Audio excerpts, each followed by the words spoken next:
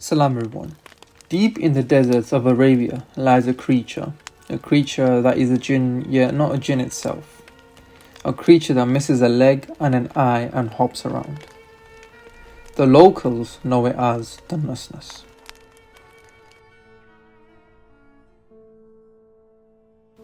The Nasnas is a type of humanoid jinn that appears in Arab, African, Indian, Indonesian and Chinese folklore.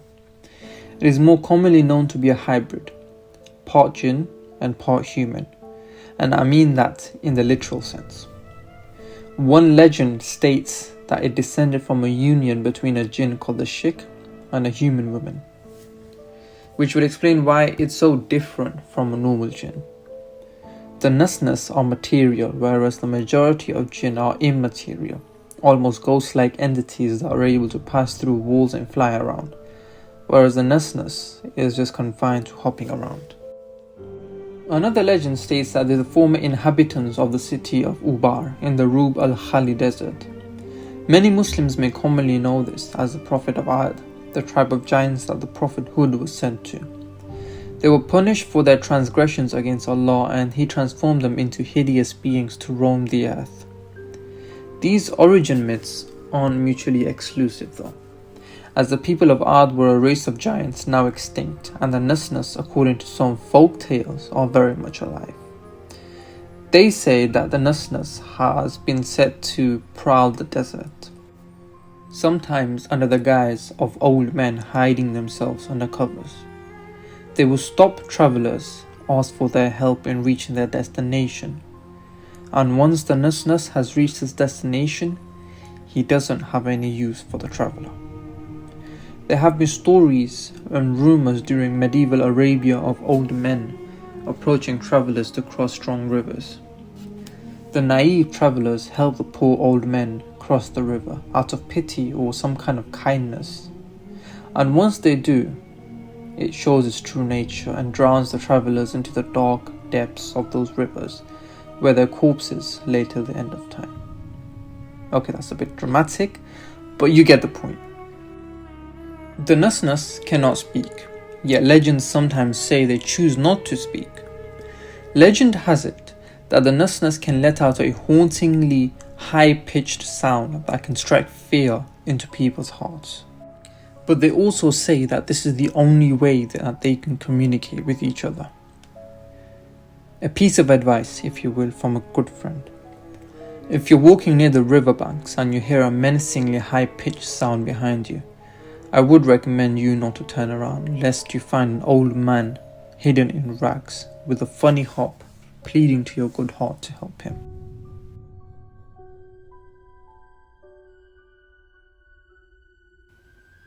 As mentioned before, many stories relating to the Nasnas originate from Yemen, or more specifically Hadramaut.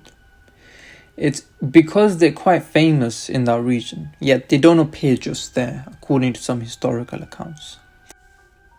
They appear all over the world, and Masudi, the Arab historian, details this in his book, the Akbar Zaman. There are historical accounts that say a variant of them was found in the ancient island of Jabeh, or what we now know as Java, an island just off Indonesia. Otherwise, it would be an island somewhere on the Sea of Al-Hind, India. This variant, however, is different from the usual appearance, as its head, though its half, isn't on top of its shoulders, but embedded in the middle of its chest. Similarly, another variant can be found in the Sea of Asin, or the Chinese Ocean. This one is said to have bat-like wings that enable it to fly as well as hop great distances. In Somali folklore, they're known to be the Zungruf, a creature that shares the deformed features of the Nasnas, yet it has terrifying abilities different to it. With a touch of it, it can melt the skin of a human being.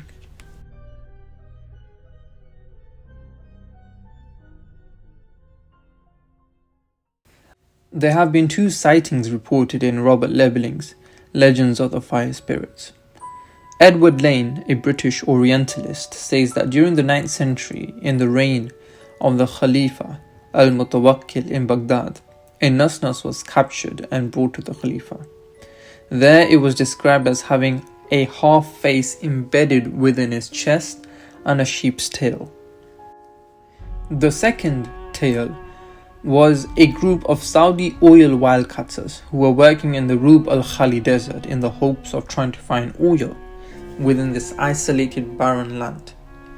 There were no villages or cities for hundreds of miles, and the Bedouins would rarely pass through the Rub al-Khali desert because of its inhospitable and very remote area. It isn't an ideal place to camp. However, even more than that, they avoid it because of a supernatural history. They believe that this desert was where the city of Ubar was, the people of Ad, and this is where they perished. So they avoid going through this place, and only in very rare circumstances would they make that journey. So these oil wildcatters were trying to find oil, and at twilight or midnight, an individual from that group saw a woman draped in a black abaya atop a sand dune. He was taken aback because there shouldn't have been anyone except for them for miles away, and even if she was part of a Bedouin group that was brave enough to travel through here, she wouldn't have been alone. But what struck him the most was the way she walked. It seemed she was hopping atop the sand dune as if she had one leg. So he gathered the rest of his group and went atop the sand dune to find her, but she mysteriously disappeared as she came.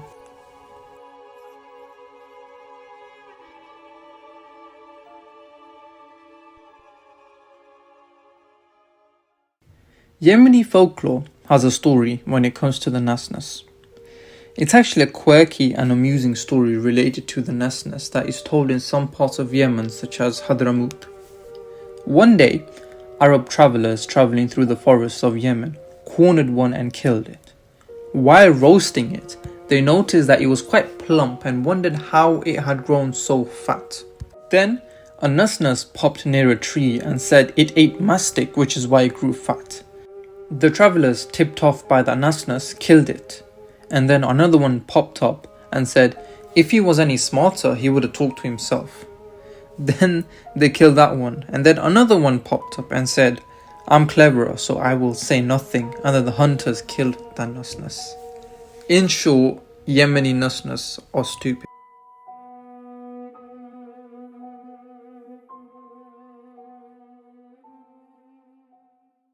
Just like Aisha Kandisha, Nasnas is another creature within folklore that is rarely talked about, and you will only find out about them if you travel to regions that are filled with their stories.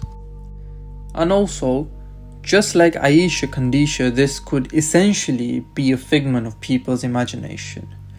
Maria Jesus Viguera, a professor of Arab studies in the University of Madrid, has explained in her extensive study of Arab literature that the Nasnas could have been a fantastical beast conjured up by the mind of men to act as an intermediary between human and animal, a manifestation of man's moral and physical degradation, and an example of what should happen should a man defy God. Case in point, the people of Ad. Or it was a creature that actually existed. After all, even imagination needs a solid foundation to stand upon. Whatever the case, Allah knows best. And I'll leave it at that. Thank you for watching. Take care.